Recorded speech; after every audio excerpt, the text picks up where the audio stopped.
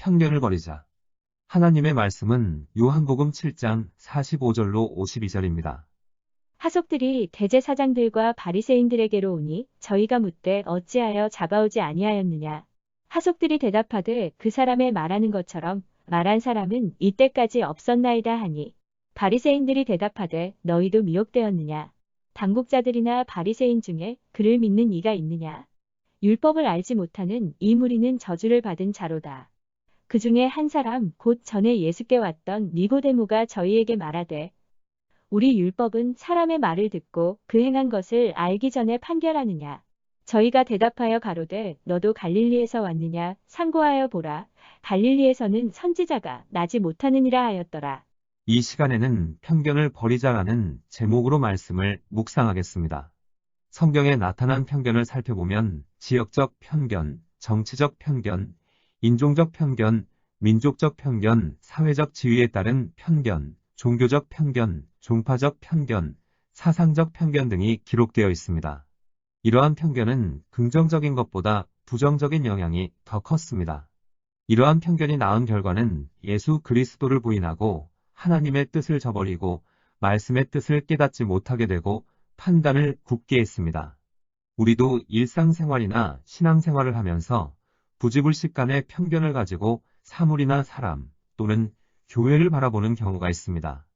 예수님을 시기하고 증오했던 대제사장과 바리새인들은 예수님이 행하신 여러 가지 이적과 표적들을 보았으면서도 예수님을 끝내 믿지 않았습니다. 이들은 편견에 사로잡혀 있었던 것입니다. 본문을 보면 대제사장과 바리새인들은 예수님에 대한 편견 때문에 하속들의 체험적인 고백이나 니고데모의 합리적인 논증에도 불구하고 예수님을 거부했습니다. 오늘날도 마찬가지입니다. 많은 사람들이 예수님을 믿지 못하는 가장 큰 이유는 자신들의 편견을 버리지 못하기 때문입니다. 뿐만 아니라 예수님을 믿는 우리도 편견을 버리지 못하면 교회 안에서 당을 짓거나 교회를 어지럽히게 됩니다. 편견은 다른 사람을 과소평가하거나 과대평가하게 되어 사실을 사실대로 보지 못하게 하는 것입니다. 그리하여 오해를 불러일으키게 되고 다툼이 일어나게 합니다. 본문을 보면 갈릴리에서는 선지자가 나지 못하느니라고 했습니다. 이 말은 당시 유대 종교 지도자들의 편견이 얼마나 뿌리 깊었는가를 보여주는 것입니다. 차별이 없는 하나님의 사랑을 아는 그리스도인이라면 모든 편견을 버려야 합니다. 첫째, 편견은 그릇된 판단을 하게 합니다. 모든 다툼과 분쟁은 그릇된 판단에서 비롯됩니다. 그런데 이 그릇된 판단은 편견이 원인이 됩니다. 갈릴리에서는 선지자가 나지 못하느니라는 편견으로 인하여 유대 지도자들은 예수님과 그분의 하신 일에 대해 더 이상 객관적인 검토를 할 필요가 없다고 여겼습니다. 그래서 무조건 예수님을 비난하고 배척했던 것입니다. 이처럼 편견은 무섭습니다. 편견은 사람의 마음을 닫아버리고 눈을 어둡게 합니다. 그래서 유대 지도자들의 눈에는 예수님을 따르는 자들이 미혹된 자로 보였던 것입니다. 그리하여 본문 50절로 52절을 보면 유대 종교 지도자들은 동료 반원인 니고데모에게도 비난을 서슴지 않았습니다. 이처럼 사람에 대한 편견, 출신에 대한 편견, 학벌에 대한 편견, 외모에 대한 편견은 그릇된 판단으로 인한 오해와 분쟁을 일으키게 됩니다. 교회 안에서 어떤 사람에 대해 편견을 가지고 있거나 진리에 대해 편견을 가지고 있다면 버려야 합니다. 그래야 하나님과 이웃을 바르게 알고 진리 가운데 바로 설 수 있는 것입니다. 둘째, 편견은 당을 짓게 합니다. 고린도 교회는 편견으로 말미암아 파당을 지었습니다.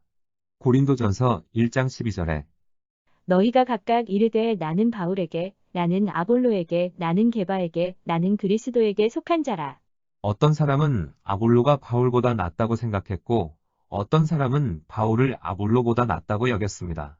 바울도 아볼로도 이런 것은 가르치지 않았는데 사람들이 편견을 갖고 당을 지은 것입니다. 오늘날의 교회 안에도 간혹 당을 지어 분쟁을 일삼는 경우가 있습니다. 이것은 편견 때문입니다. 그리스도 예수 안에서는 잘나고 못나고가 없습니다. 우리 모두는 죄인이었고 그리스도 예수 안에서 구원을 받아 하나가 된 하나님의 자녀인 것입니다. 교회에서 편견을 가지고 당을 짓는 것은 하나님의 뜻을 거스리는 것입니다. 에베소서 2장 18절에 우리 둘이 한 성령 안에서 아버지께 나아감을 얻게 하려 하심이라. 고했습니다. 셋째 편견은 이웃에게 해를 입힙니다. 편견은 스스로만 진리에 이르지 못하게 하는 것이 아닙니다. 마태복음 15장 14절을 보면 예수님께서는 편견에 사로잡힌 유대인들을 가리켜 저희는 소경이 되어 소경을 인도하는 자로다. 만일 소경이 소경을 인도하면 둘이 다 구덩이에 빠지리라. 고했습니다. 또 마태복음 23장 13절에 외식하는 서기관들과 바리새인들이여, 너희는 천국 문을 사람들 앞에서 닫고 너희도 들어가지 않고 들어가려 하는 자도 들어가지 못하게 하는도다. 고 책망하셨습니다. 이처럼 편견은 다른 사람에게까지도 악한 영향을 끼쳐 하나님의 뜻을 깨닫지 못하게 하고 잘못된 길을 가게 함으로써 함께 패망하게 됩니다. 한 영혼을 천하보다 귀히 여기시는 하나님 앞에서 엄청난 죄가 되는 것입니다.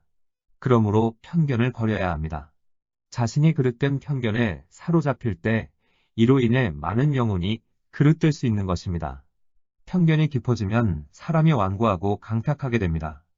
그러므로 편견을 버리기 위해서는 외모나 다른 사람의 말에만 의존하지 말고 하나님께 기도하여 깨달음을 얻기까지 또는 자신이 겪어보기 전까지는 모든 판단을 뒤로 미루는 지혜가 필요합니다.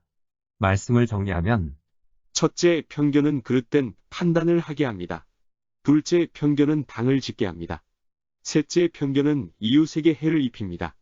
차별이 없는 하나님의 사랑을 아는 그리스도인이라면 모든 편견을 버려야 합니다. 기도하시겠습니다. 하나님, 사물이나 사람 또는 교회와 진리에 대한 편견에서 벗어나게 하옵소서. 하나님의 사랑의 눈으로 사물을 보고 사람을 보고 교회를 보고 진리를 깨달아 알게 하옵소서. 예수님의 이름으로 기도드립니다. 아멘. 하나님께서는 내 형편이 어떠하든 내 신분이 무엇이든 무슨 죄를 지었든 변함없이 나를 사랑하십니다.